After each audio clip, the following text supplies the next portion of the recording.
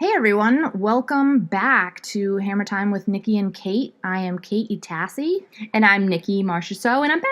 Yay! Nikki is back! If we had any kind of budget for this podcast, I would be playing like celebratory music, but since we have no sponsors as of yet, I'm just gonna say yay! Whoop, whoop, whoop, whoop, whoop. So Nikki is back from her hiatus. And I'm really excited because she just put out her new website for nutrition, nmflybodyfitness.com. You want to tell our dear listeners just a little bit about what it is? Oh, yes. So I took this time to put together a health and wellness website, and it's called, the website is called NM Flybody Fitness.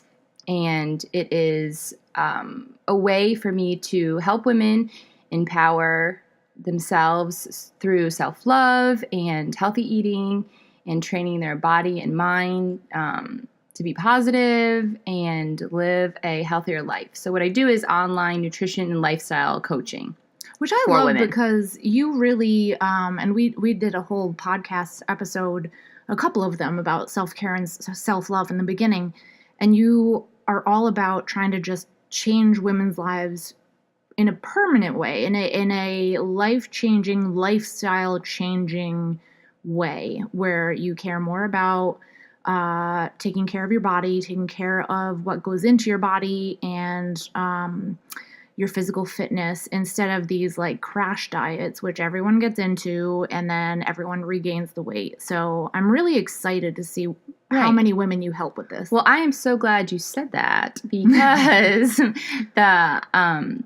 what is different about my programs are I want individuals, women, to do 6 months to a year, which seems long, but as Kate was saying, you need to put in the work to have life-changing results. Right, and that takes a while. And it takes a while. Yeah. So that is... so that's about it. But you can check out more on my Facebook page, which is Nikki it's Nikki M Flybody Fitness, and you can check that out. And I'm on Instagram as Nikki M Flybody Fitness, and then you can also check out the website, which, as I said, it's nmflybodyfitness.com.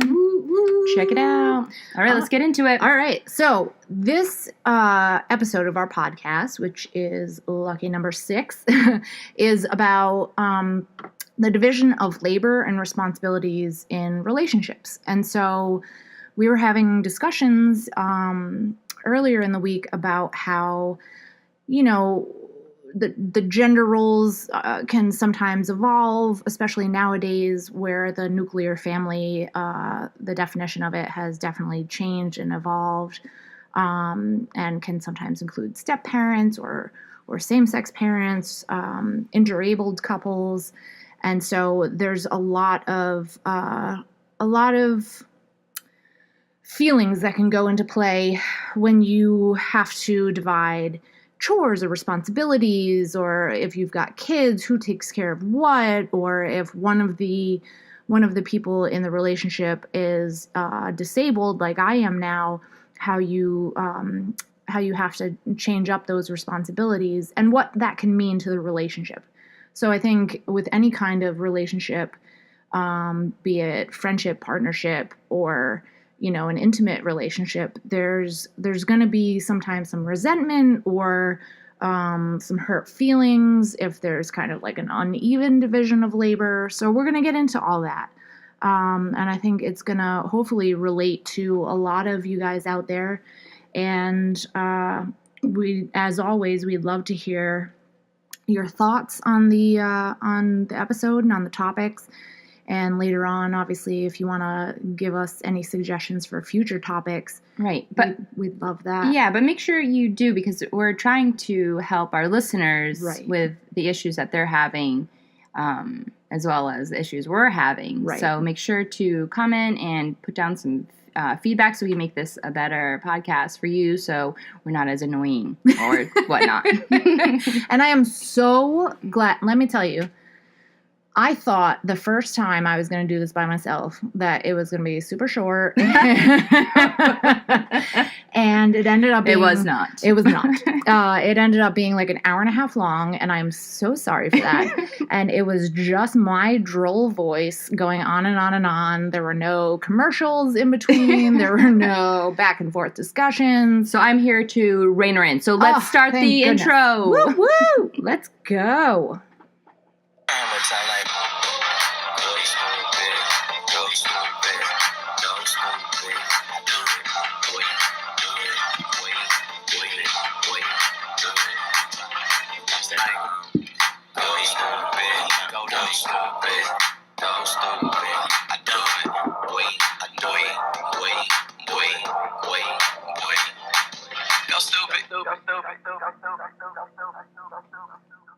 All right. So, like we were saying, we're going to start off just going over, what normally happens in relationships. You have to decide whether it's something that happens naturally, and you're as a female or a male, you take over certain roles that are typically assigned to your gender. You have to split up the division of labor and responsibilities. So when you're in a relationship, who typically takes what roles? Like for my parents, it's not necessarily strictly the traditional gender roles, because like my dad likes to do the cleaning and he maintains the garden. And even in my relationship, even prior to me becoming disabled, my husband loved to do the cleaning because that's just what made him feel comfortable. So, I would do most of the cooking, and he would do the cleaning, and I would do the yard work and trim the hedges and mow the lawn. So Nikki, what do you think, generally speaking, about division of labor? Right. So, and then growing up, my situation's a little different because my mom was a single parent. Right. So basically she did all the cleaning, the cooking, and then she did everything outside, with the lawn and the shrubs and etc. And that's a lot. Yeah, it was a lot. So I helped her a lot. So that was good for her. And then my brothers, they kind of started to help, but mainly me. Right. So I just did, some laundry for her and then mowed the lawn. So, and even fixing things like fixing the house up. Right. We had to figure out how to change, an actual light fixture, instead of just, so it was different. It was different for me growing up. And now with, my situation is like a stay-at-home mom. Mm-hmm. So I basically take everything on in the inside of the house, mm-hmm. and Andrew, he'll do the outside. That's kind of how we split it up. Yeah. But I still do stuff on the outside. Right. So then, as we're going to talk about, splitting up, lopsided. Division is lopsided. Exactly. And that's a great point of, there are a lot of single parent households out there. And so, obviously it's a lot easier when there are at least two people taking on the chores and responsibilities. And then if there are children involved, which Nikki will get into a little bit later, obviously once they grow up a little bit, then they can take on some of the chores. But if you're... Oh, yes, I have both of them do chores. And that's great. They're 1 and 3. I know. That's and amazing. They fold, the 3-year-old, she will fold. Woo! Not to the best of, but it is fantastic for her. And then they throw away their garbage and they sweep. So you can have amazing. It is amazing. I was surprised too. Well, but I don't know how I did it. It teaches a lot of independence and self-sufficiency. Right. And so that's where I was in my first marriage, where my ex wasn't so self-sufficient. He was more codependent, and to put it politely and politically.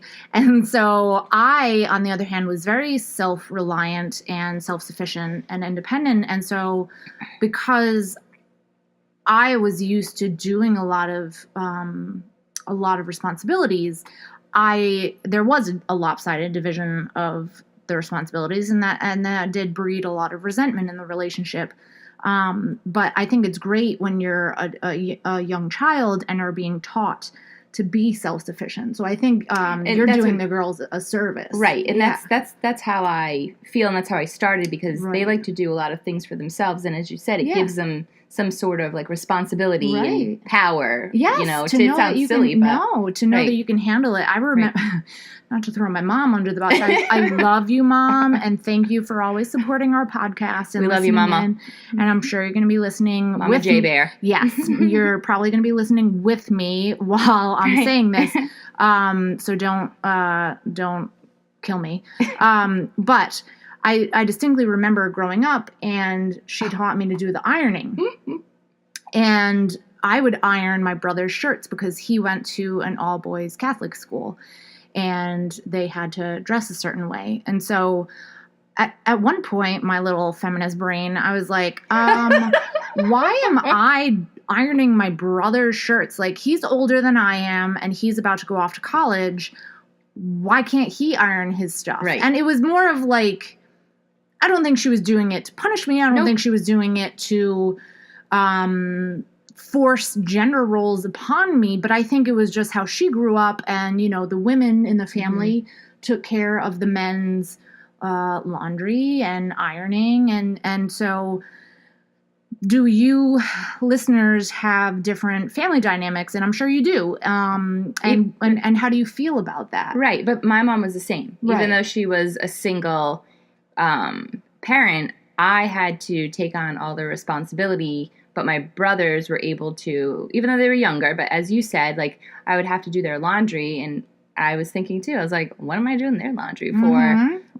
Right. But then I felt bad, and then it's just and so I mean, this podcast could be a lot longer. And, and so we have to get back. My on dear, topic. my dear Sissa is going to rein me in, but I think it is an interesting thought about the gender roles, and I think like we talked about, they're kind of evolving, but I think sometimes there are still men out there. Well, there's stay-at-home dads now. Yep, a ton. Absolutely, there's a ton of stay-at-home dads now. Absolutely, and there's like we talked about, there's same-sex couples, and so some people have au pair, or what are they, au pairs? Yep, and so that's the other thing, you know, right? Is that there are single parents out there, you know, doing their damn thing, and you might not have the financial means to be able to hire like a housekeeper or, you know, a repairman or somebody to do your lawn service. But then there are other family dynamics out there where you do have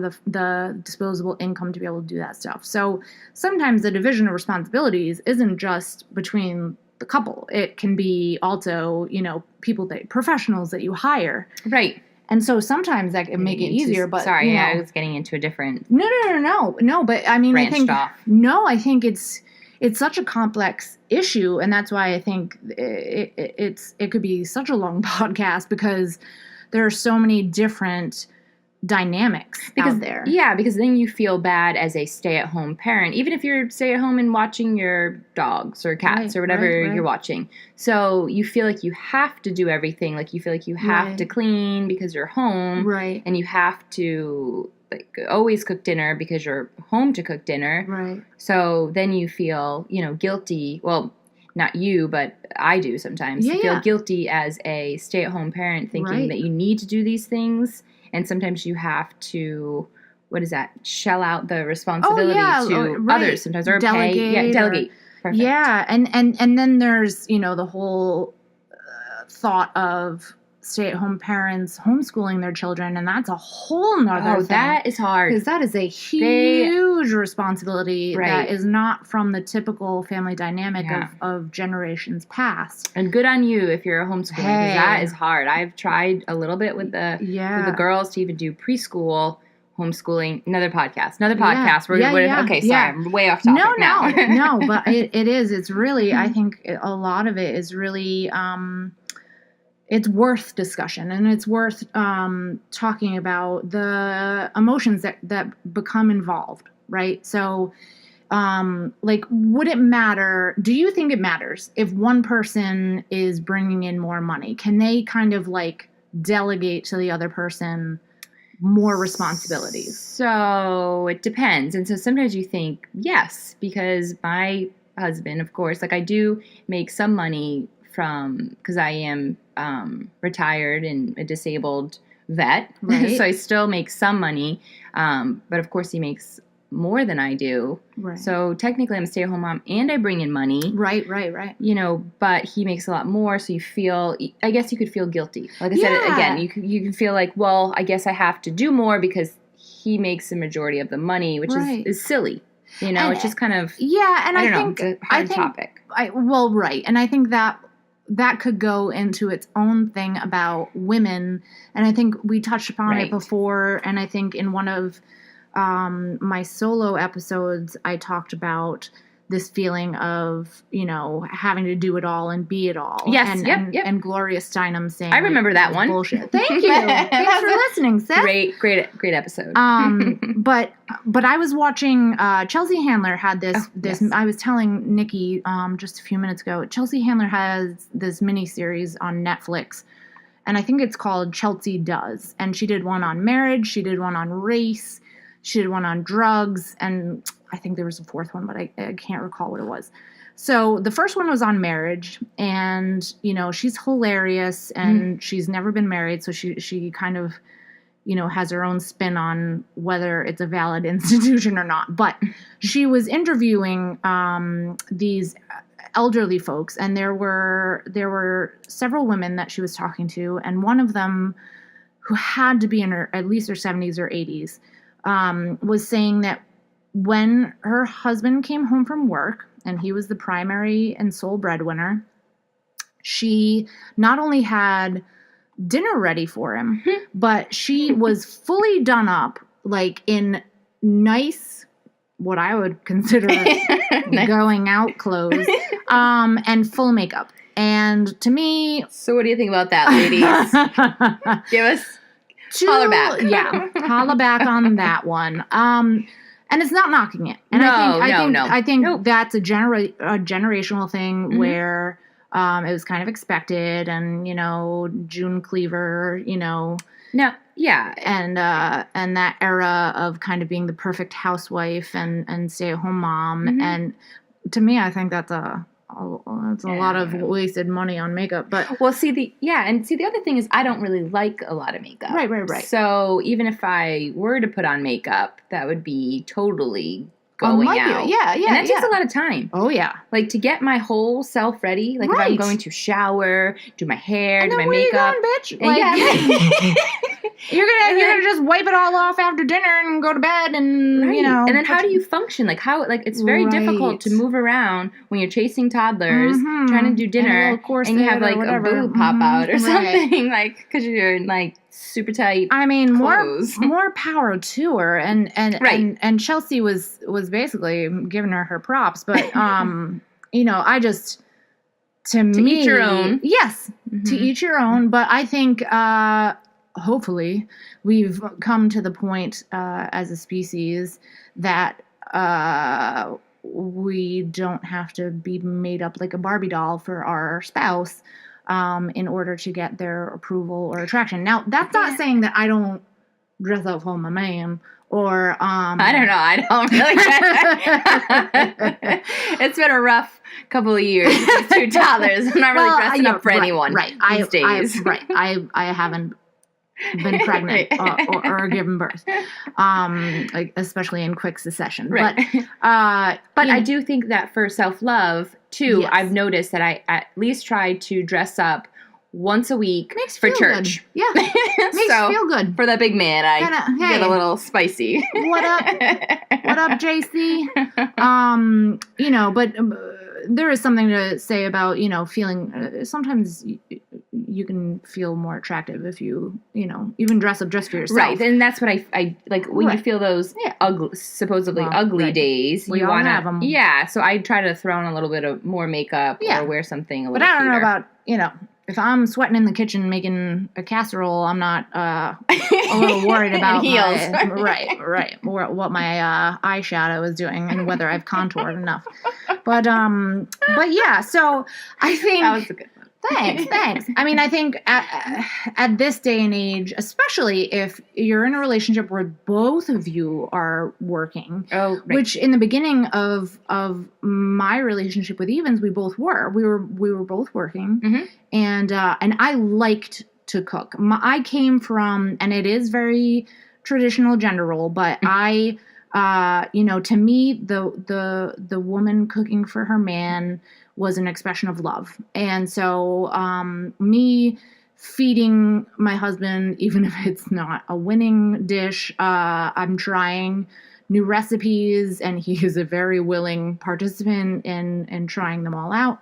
But I used to come home and cook, and I liked that. I liked doing that. But it's a lot of work because you have to get home from work. I immediately changed out of my lawyer gear into, my PJs.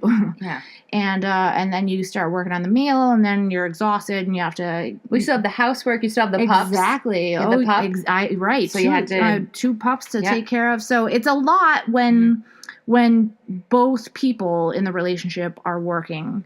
And then it really... And at that point, if you're both working, I don't think it really matters who's bringing in more money. I think it's just about, making it easier for each other. And so Nikki, why don't you talk a little bit about, you did have two girls, in very quick succession, and now you're taking care of them and, running the household. And so if one partner is handling the child rearing, how do you think, just in general, I'm not asking you to talk specifically about your relationship, but in general, how do you think if one person is doing child rearing, how do you think the rest of the responsibilities should be divided? So, very tricky question. Right. So with us, like I said, stay at home. So I do most of the work inside the house. That includes dinner. Sometimes we split up breakfast, and I always do lunch pretty much for the girls at the house. Right. And laundry and like any cleaning around the house is all me. Right. So no, I personally think things should be kind of divided. Like maybe you take on laundry every now and then, or take on, do like Andrew will do a lot of the dishes. So he tries to do as much as he can. So that's not, I don't want to go into a husband bashing time. Not at all. So I'm trying to get this in a general. Right. I'm trying to do like a general statement instead of. And that's the thing too. I'm just having a hard time with just because sometimes I want to bash. No, we all have those moments. So I guess it you think you want. So I think generally individuals may think that if you stay at home. The stay-at-home parent does all the housework and all the dinners and everything, and then the husband comes home and he just eats dinner, and then that's kind of it. But that's how it used to be. So, and I've talked to... So that's why I'm saying, like, I don't want to send in a husband bash. I'm trying not to... And I'm not... My husband's fantastic. Yeah, great. I love Andrew. Yep. All love to husbands. Yep. But that's the thing, and I think that's also kind of like a generational perception, because... It did used to be where the wife, if the man was bringing in the money, he would go out, work his hours, come home, and relax. Right. And so I get it. However, what happens, and I don't mean to cut you off, but you're going into a good thing here. And what happens is the husband works, and he's like, well, I worked, and this is my time off. And I'm like, well, I worked. Exactly. So you knew exactly where I was going. So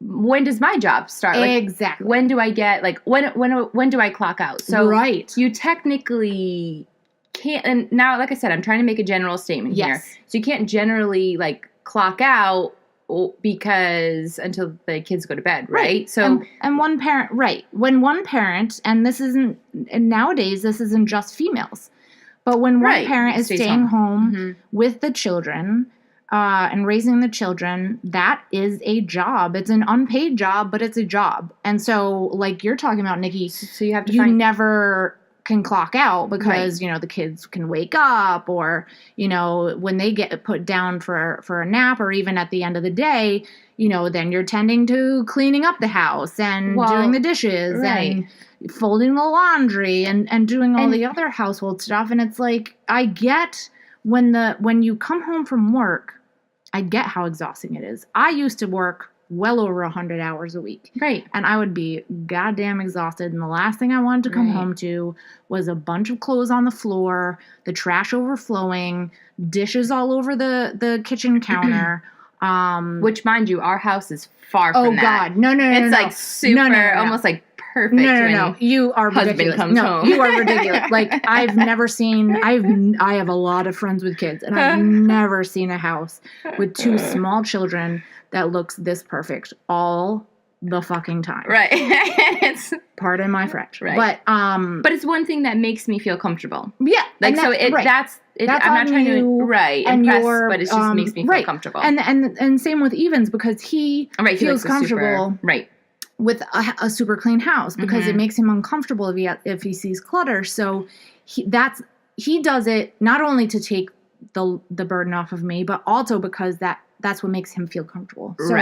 So there are situations where it's not necessarily put on the person, but it's their preference. Right. But in terms of when one's staying home and the other is, clocking in and out, and how do you find your me time? Right. That's what we're going into. Right. Okay, I got it now. We're getting a little off because topic, the sorry. man, traditionally speaking, when the man was the primary breadwinner or the sole breadwinner, he would come home, and that is his me time. He would crack open a beer, eat his food, chill on the couch, maybe binge watch some TV, fall asleep. And I get that. And I've wanted to do that I was the one bringing in more money in my previous relationship. And I then came home to a disaster of a house.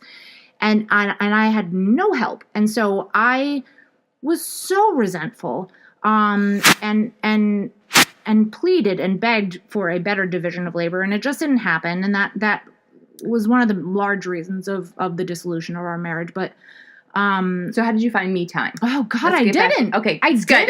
Let's get I didn't, right. And so that was the problem. And it made you probably angry. Well, not only that, but and we've talked about this probably in every podcast episode that we've done so far, that it led to the deterioration of my health, right? Because I didn't have me time. I didn't have the self-care and self-love. And so when you have a relationship where one person is bringing in financial means, but the other person is holding down the house, so you need to both find me time. So what do you think, Nick, of like, because I know it's hard because, you guys want to be a family on the weekends and do stuff together, but then you're also with the girls all day, and so, do you find it hard to like just find some time to yourself, grown-up time? Yep. So first of all, it was kind of hard for me because I didn't want to leave the girls. So it was kind of on me. I didn't want to leave them. I just felt guilty. So then I snapped out of it. Yep. After a couple years. And now what I do is I just started a book club, like a Bible study book club, and we'll go once a week.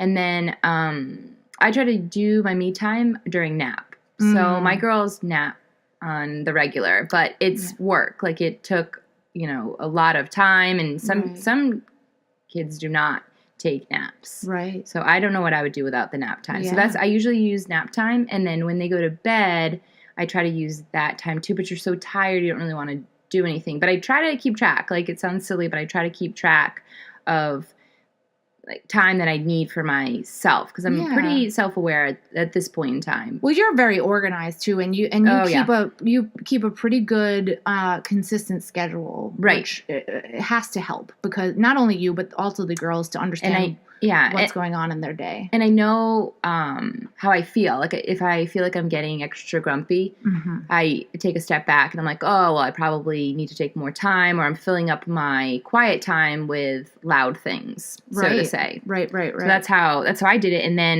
that's how I'm trying to do it. And it's always changing. And like now, even though like you stay home, I'm sure you still have to find time to So be with yourself, I guess. I don't know. That's a little dirty. And that's, you know, Mom and Dad, I live with you. Don't worry. She doesn't. I don't have that. I don't have that kind of me time. My door is always open. So open door policy. Because of my lovely dog, and he needs to get in and out of the room. And let's go. But yes, you can do that, and then we'll go into the... No, that's so talking about my relationship, right, and our division. I mean, obviously it's different right now because I'm staying with my parents while I'm recovering from my spinal surgery and doing my pretty intense physical therapy. Mm-hmm. But beforehand, I'll speak as to beforehand. There was a before and after with us. So unfortunately, there was kind of a short period in which we were both working before I became disabled. And we would both come home. And like I said, Evans enjoyed cleaning. I enjoyed cooking. I would do the yard work. I would mow the lawn and trim the hedges. And he would take care of the cars. And so there was a really good kind of dynamic. And mm-hmm. I, because I had my dogs before he came into the house, it was mostly me taking care of them. Although he did know how to take care of both of them and did a great job. But it was pretty natural for us because he is so willing to try and take the load off of me and make things easier for me. And he is so tidy. Like as soon as you get out of the bed, that bed is made. And he and I both enjoy being very tidy and clean, but he makes me look like a slob because he is just incredibly tidy and organized, and he had to be very self-reliant, self-sufficient. So then what happened when you stopped working? You were just sitting. When you were just sitting home, chilling. So that chilling like a villain on penicillin. Right. So then I became disabled and I couldn't work anymore, and I unfortunately continued to be kind of bedridden. So a lot of my days I still have chronic fatigue, and some days I'll be sleeping for most of the day, or I'm in so much pain that I can't get out of bed. And so how did he feel with you being in bed after he came home from work? He was freaking amazing. Like, he worried so much about my blood sugars, if I was eating. He didn't care if, I wasn't cooking because, again, it's not like he expected me to cook. I wanted to. And then I felt guilty that I wasn't even cooking. Well, now I feel bad because now I feel like I bashed Andrew and Evans is like a god here. I feel bad. But absolutely Andrew's great. He's great. Love Andrew. Great. Neither of us are bashing our husbands. Just FYI. We're just speaking of generalities and realities of relationships. But for me, Evans was so concerned about my health and was there to bring me to procedures and surgeries and but how did that make you feel? We talked about so fucking guilty, right? And so that's the problem. And that has been a bone of contention in our relationship because Evans doesn't want me to feel guilty. So I'm feeling guilty that he is. But taking care of me. And I think it comes from you being such an independent. Yes. Even though you had that previous relationship. Right. But you are such an independent person in general that even if someone does want to, he does want to take care of you, he feels okay, but you feel he's not putting guilt. It on me. That is 100% on me. Right. And I think part of it is because I knew what it was like to be the person where it was that lopsided division of responsibilities. Okay. And so for me, knowing how resentful I felt, I was like, oh my God, I don't want Evans to feel resentful of me. But do you think you should get a professional caregiver? So that's the thing. So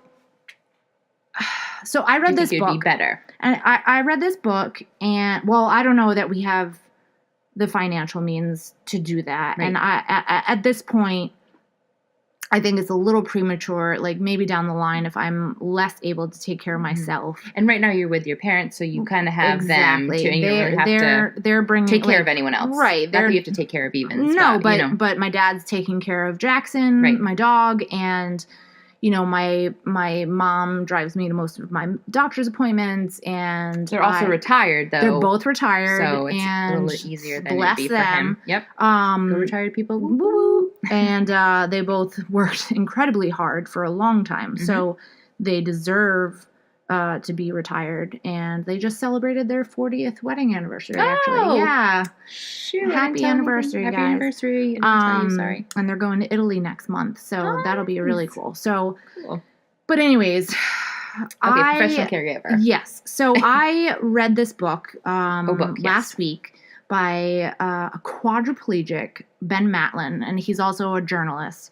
And I know I've talked about before this man, Jean-Dominique Bauby, and he wrote The Diving Bell and the Butterfly by blinking with one eyelid, which was just incredible. But this is a different man. This is Ben Matlin, and he is a quadriplegic who did voice recognition software to write his book, his latest book, In Sickness and in Health. And not to interrupt you, but I'm going to. Please. Because these books that you read are so inspiring. Because you think, you're like, I have, like, I'm tired, woe is me. Woe is me. I have this, and this wrong with me. And then you read something so inspiring. You asshole. Right. Nice one, you jerk. Get your shit together. Right. Perfect. And do your thing. And stop complaining. Buck up. So that's why I just love that you tell people about these awesome books that you read. Thank you, because Evans will see me reading it and he's like, God, I don't want you reading those things. Like, no, I love it. They're so depressing, but they're not, for me, they're so fucking inspiring, and they're love them.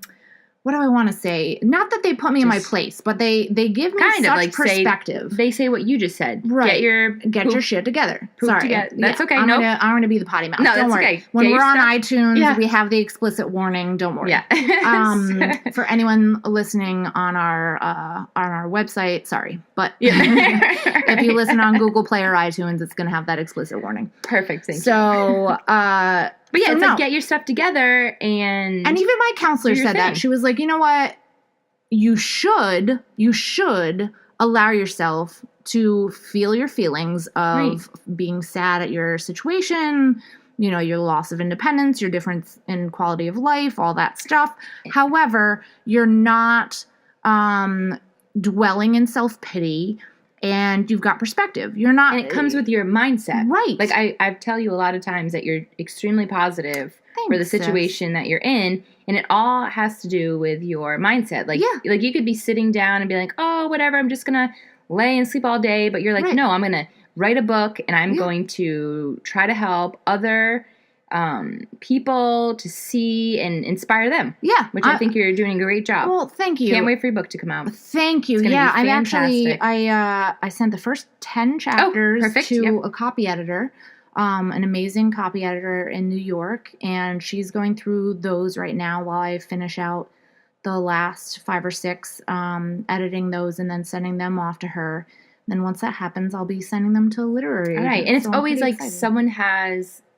someone will always have it better than you, and someone will always have it worse than you. Which is why why I got the latest tattoo of the diving bell, because I wanted to always have that perspective. So, even though Evans gets worried that I'm going to get down in the dumps, this book is amazing. So it's sorry. This, yes, go ahead.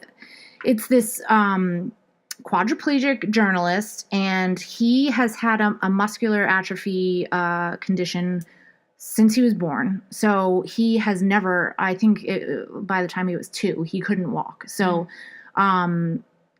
he has lived with it his whole life. But he decided, because he was getting so many questions about relationships and what he calls interabled couples, meaning one person's disabled and one person is able-bodied. And this is the, what you just wrote. You wrote a... Oh, yes. I wrote a blog post about it. Okay, thank you. Yes, I did. Yep. And it talks about this book. So he interviews a bunch of interabled couples, There's some where a woman, has a freak accident at her bachelorette party where her friend pushed her into a pool and severed her friggin' spine. Yeah, crazy. And so there's some where you become disabled while you're already in the relationship, and then some where you go into the relationship disabled. There's some where, a man went off to war and was a chaplain's assistant and helped bury like 34 soldiers. Unbelievable. And so he came back with some mental health issues and PTSD. And so it talks about the division of responsibilities and how you can maintain a romantic relationship with one person, taking over most of the physical responsibilities, and whether that brings guilt, whether that brings resentment, how do you handle that? So for me, it actually helped kind of snap me out of it, because I remember when I first became disabled, my dad was like, Kate, if Evans is telling you that he does not mind taking care of the brunt of the work, then you have to listen to him and you have to accept it. And stop saying that you feel bad and stop saying that you feel guilty. You have to just believe him that he wants to do it. And that's been a real struggle for me. And so in this book, Ben Matlin talks to a lot of the disabled partners in the relationships. And that's a recurring theme. And, you have to accept that the person that's with you, whether you're married or just in a relationship or what have you, is there because they love you and they want to help you. They want to lighten your load. Right. And this is talking even abled bodies. Like, yes. I think it's hard to think that sometimes, like, for instance, if Andrew has to take more, like when I had a C-section, so I couldn't really do too much of anything. So when he took that load on, like you said, I would feel guilty because I'm like, you're working so many hours and then you're coming home and having to do all this work and then you have to stay up with the baby. Right. So you have to just, think that your spouse is with you and they love you and they're doing this because they love you. Right. And to play devil's advocate, and this might be growing up with Catholic guilt. Yeah. But I feel like, on the guilty party, right. If you feel guilty, it's because you love the other person. Right. And you don't want to take advantage of them. So, but then you don't want the guilt to turn into because you don't want your feelings to affect how they feel because they're like, well, oh my God, I'm so sick of you saying I feel guilty. Right. So we were just in Orlando last week and even Evans's mom was saying Kate, why do you feel guilty? You're married. These are the marriage vows. And I remember when we got married, in sickness and in health, exactly. The title of the book. So that's what, it's an amazing book. I think you can say the blog where they can find your blog. Oh yeah. So my blog is katherineitasi.com. And I'm also on Twitter, Tumblr, LinkedIn, Facebook, Insta. Yeah, she's on it all. I have to get a little bit better with social media. I'm trying. We're both trying to step up our social media platform. But but if you want to check it out, it's katherineitasi.com. Last name is Itacy. And it's Katherine, Katherine. So that was my latest blog post about this book. But I think it's hard when you're feeling guilty because, you don't want them to be resentful, but then also you don't want them to just constantly have to hear you saying how guilty you feel. Right. Accept that they are taking this on because they love you. And so when we got married, there was the couple that hosted our marriage ceremony and reception gave a toast. And the woman was saying how when her parents died, she really had nothing to give to the relationship. And so even though in good times, maybe it should be 50-50, her husband for a number of years it was more like 90-10. And she is so grateful to him for doing that and being there when she couldn't give anything. Mm. And that's part of marriage, and that there are going to be times where one person gives more than the other. And so this book, it also talks about what the disabled person can bring to the relationship. So even if they're not doing the laundry, even if they need their spouse to feed them, what are they bringing? You know, they could bring emotional support. They could bring, you know, fiscal responsibility. They could be doing things that contribute to the marriage. You know, it's not completely on the able-bodied person, and it's still a relationship. So even though, you know, I think there are always going to be inequities. Yes. In any relationship. Right. Everyone, right. But I think in every relationship, whether you're able-bodied or not, whether there's a stay-at-home parent or not, whether you're both working or there's a single parent with children, you know, I think it's all about love and caring and communication. Right. And communicating that I think the biggest thing is, even if I did a lot more than, say, my husband did, right? But as long as he shows me how much he cares, appreciation, that absolutely. he appreciates what I'm doing, yep. and I show him that I appreciate what he's doing. Yep. You know, or his like 100% he's putting in, and I 50 or whatever the percentage is going. Right. At least we both know that we appreciate what we're doing. And maybe checking in with each other every once in a while and being like, hey, do you feel appreciated? Or maybe even doing a sign of appreciation. You know, we talked before about the 5 different love languages. Yeah, and everyone doesn't feel like appreciation the same way. They don't feel, like, some people, you know, like we talked about the love languages. Right. Like sometimes it's words, sometimes it's actions. Yep. So you have to see what your spouse, what they. So maybe check in even with yourself and saying, you know, how am I feeling? Am I feeling like there's inequity? Am I feeling like I am starting to feel resentful? Am I feeling guilty? Check in with yourself, and then maybe check in with your partner. And when you do check in with yourself, if you find yourself saying, hey, you know, they really do a lot, I wonder whether they know that I appreciate them, then just do whatever you believe that they have as their love language, as their receptive love language, and do something nice for them. Show them your appreciation, because I think that means so much more than even, you know, me expressing how guilty I feel. Right. If I just showed Evans how much I appreciated him, he wouldn't care that you're doing like not as much as he is. Right. So that's the main point of it. Yeah. Just show, you know, and then so they don't feel right. They would feel better. Right. So check in with yourself and check in with your spouse. With your spouse or your partner. Right. And just try and do your best. I think every relationship, you know, we all have to work on ourselves. Right. And they talk too about, like, this is probably a whole nother podcast, but putting, like, we do talk about 50-50, but sometimes too even putting 100% of yourself into the relationship, you know, and go from there. So everyone kind of put 100%, and then you have 200. You have bigger number. Yeah, you've got some percentages left over. And there will be times, and there's going to be ebbs and flows in every relationship, but to just check in with yourself and with your partner and make sure that all of your needs are being met to the best of your abilities. So, like, being self-aware. Exactly. You don't just be like, hey, that asshole isn't pulling his own weight. Hey, what am I doing? Am I showing him enough affection? Am I communicating well enough to say how I'm feeling? Does he know how I'm feeling?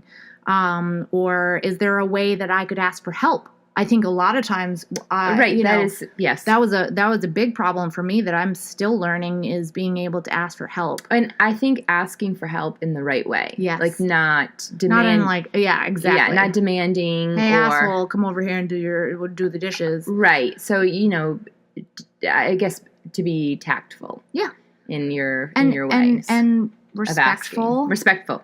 And understanding what the other person might be going through. Mm-hmm. So, you know, we're not relationship experts by any means. No. But I think this was I think this was a great way to touch upon a very complex issue And we would definitely love to hear from you guys as to what your experiences have been and what you think works for you and your partner, what you wish was different about your relationships. Do you think that the gender roles are evolving in a helpful, healthy way?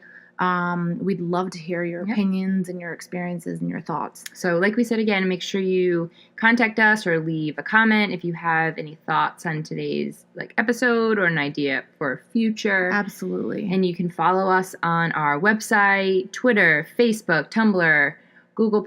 What was the other one? We're on YouTube.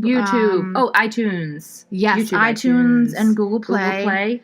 And subscribe to our podcast. Yes, please. I've been binge listening to podcasts on iTunes, and they're free and they're fantastic. You can absolutely learn. And they're funny as hell. So they're easy to listen to. Just be careful if you're listening with children. Make sure there's not a bunch of swears like this one. Sorry, I have a potty mouth, and I make no excuses for it. Hey, I do too. You've been way better since you've had kids. Yeah. I'm sorry. I'm a bad influence on you. And I know you wanted to keep it, family rated, but I just can't help myself. I'm not in that place in my life. We need to be authentic. So yeah, if you subscribe on iTunes, the latest episode will automatically get downloaded to your phone, as I recently learned when I subscribed to a couple other ones. So make sure to do that, or follow us on, like Nikki said, on our social media pages. Our website is hammertimewithnickyandkate.com, and that's NIKKI. You can reach out to us by leaving us a comment, by emailing us through our website, leaving a message on one of our social media platforms, any way you want. We're pretty available and accessible. Right. And thank you for the feedback that you've already given us. We appreciate it, and we love you guys. And we will see you soon. And I'm so excited that Nick is back. I'm back. Bitches. All right, guys. Till next time. Go stupid.